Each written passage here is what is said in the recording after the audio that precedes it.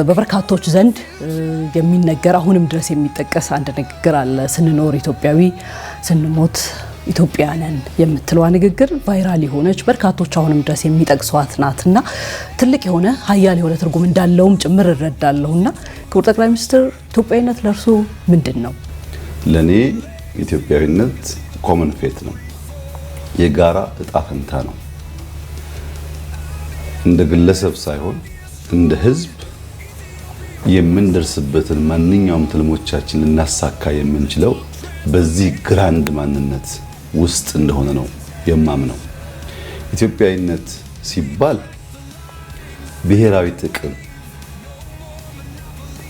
የግለሰብ ጥቅም፣ የቤተሰብ ጥቅም፣ የማህበረሰብ ጥቅም፣ ከዚያ ደግሞ አልፎ ብሔራዊ ጥቅም ልክ እንደ ግለሰብ ጥቅም ጧት ከፍለን ወዲያው የምናገኘው ላይሆን ይችላል። እኛ ከፍለን ልጆቻችን የሚያገኙት ሊሆን ይችላል።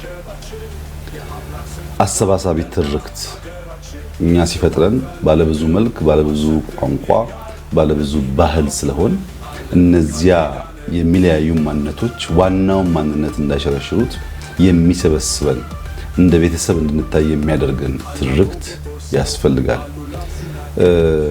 ከዚያም ባሻገር ያ ብሔራዊ ጥቅም ያልነውን ነገር ሊያሳካ ሊያበለጽግ የሚችል ትውልድ መስራት ይጠይቃል።